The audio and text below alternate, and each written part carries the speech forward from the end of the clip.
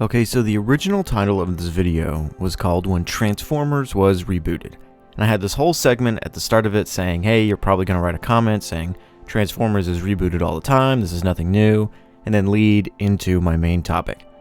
Obviously, that's not what the video is called anymore. I found that there was a name that better fit the video, but we're just going to continue along with that idea of Transformers being rebooted. Most every few years, we get to see a new iteration of the franchise take form and experiment with new ideas.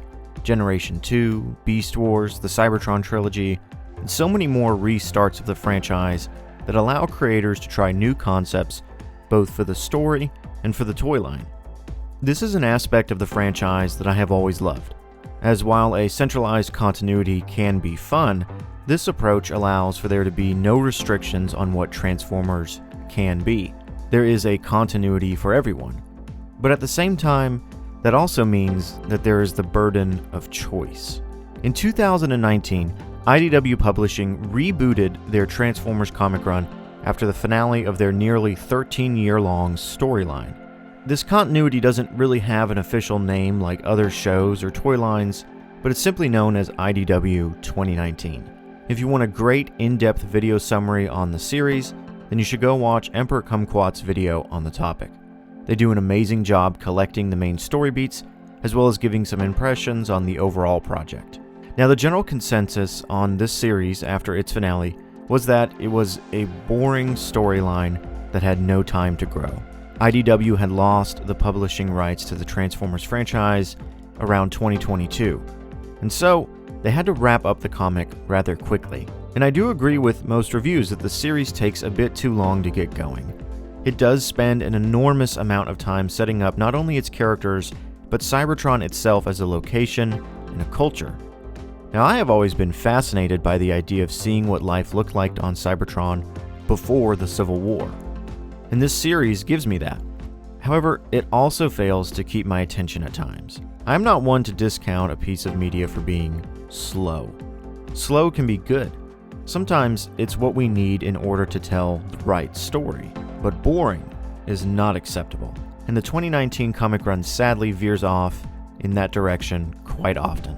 Something else that needs to be considered is that the comparison between the 2005 comic and the 2019 one is somewhat unfair in the fact that the original comic had 13 years to really grow its characters and stories, while the 2019 comic had only 3 years.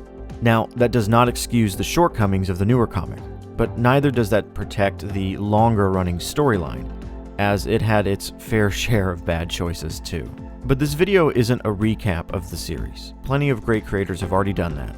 So instead, I wanted to talk about a broader concept, and that is the need for projects like the IDW 2019 comic run, and the reinvention of the franchise. The writers of this comic run have openly stated that the reboot of the IDW continuity was always meant to help bring in new representation and ideas to the forefront of the Transformers franchise. From an interview with IGN and IDW editor-in-chief John Barber, we read, Barber also spoke about how a character like Giamottis fits into the overarching goals of the new series. I think one of the things IDW can pride itself on over the course of many Transformers series is emphasizing the humanity of Cybertronians. We've given them love and longing and loss and other L words. But yeah, I think the goal of this series are very different. We are trying to show the wonder of being alive on a planet like Cybertron, and we're trying to show even more diversity in its population.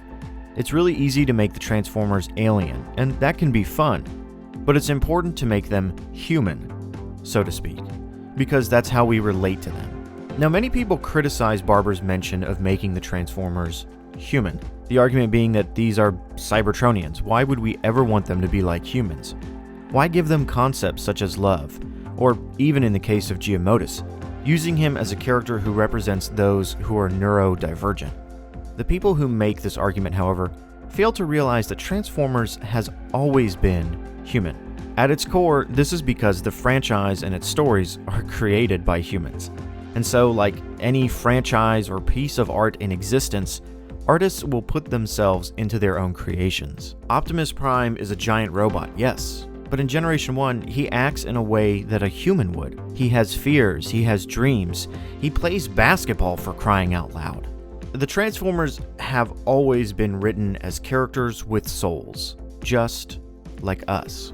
And this is a viewpoint I share with other creators in the space, like Diaclona, who I asked, what would you say to someone who argues that Transformers should not have human aspects written into them? I would ask them if they genuinely believe that, or if they're simply uncomfortable with Transformers displaying human aspects that they're personally unfamiliar with. If it's the former, then there is no part of Transformers that they're actually a fan of.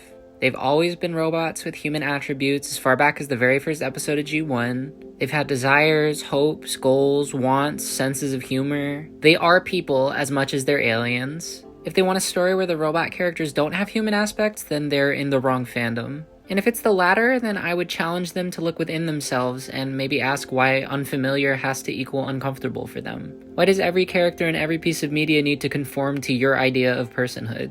Variety is the spice of life, and humans are such a varied, beautiful, wondrous species. Wanting everything to fall into line into a cookie-cutter idea of acceptable is, at best, lame and stale, and at worst, outright prejudiced.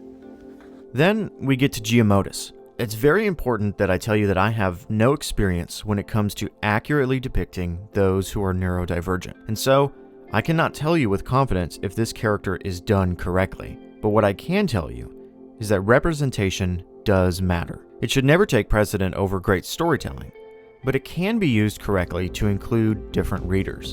Imagine growing up with a Transformers comic and seeing a character who is similar to you. They inspire you to be more.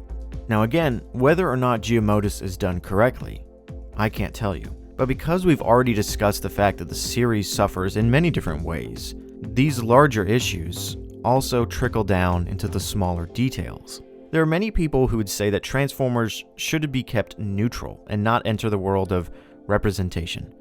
To those people, I have to ask, have you seen Beast Wars?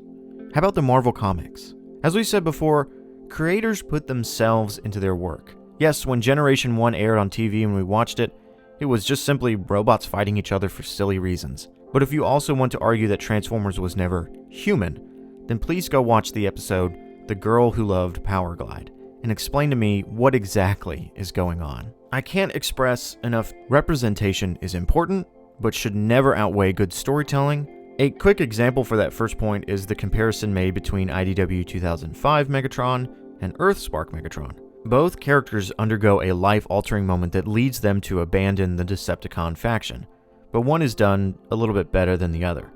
The idea is not necessarily a bad one, in my opinion, but the execution is not the same between the two. And just because one fails to do the idea justice does not mean that the whole product is a failure. Too often do we find one major flaw and make it their identity, rather than looking at the whole and seeing both good and bad. And that's what I hope we can do with the 2019 IDW comic series. It's not overall terrible. There are some great ideas introduced and wonderfully well-written moments, and it adds in representations for characters who have sorely been missing from the franchise. But just like its predecessor, it's not perfect. But then again, what in this world is truly perfect? Certainly not us. And maybe that's why Transformers are written like humans.